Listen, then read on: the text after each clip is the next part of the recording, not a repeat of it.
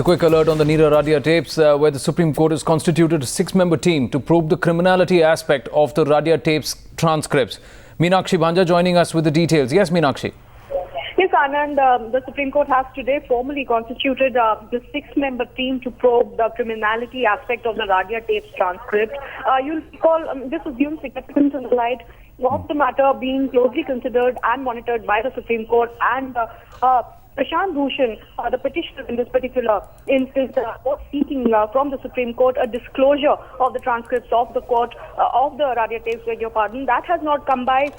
But somewhere the Supreme Court has conceded to the fact that there could be criminal elements to the conversations or the transcripts, and therefore it has constituted 5 CBI officers, 1 income tax officer who will closely monitor the contents of the tape and will report back to the Supreme Court in 4 months' time.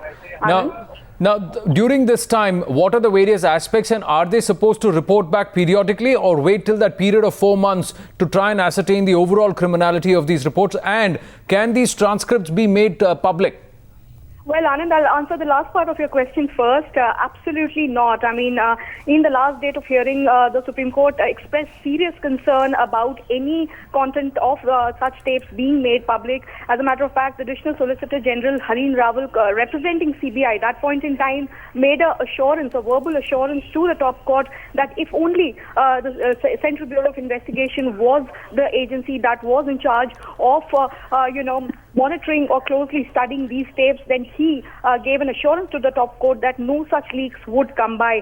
Supreme Court very concerned about the contents of such tapes not being made public. So insofar as whether the contents can be made public, so far, Anand, it's an absolute no from the Supreme Court, and they will eventually report back to the court in 4 months' time, because it was also agreed upon that the transcripts are voluminous in nature, and thereafter the court arrived at a conclusion that perhaps more time is required for the officers to sift through the various transcripts to arrive at a conclusion about which aspects comprise criminality and which not.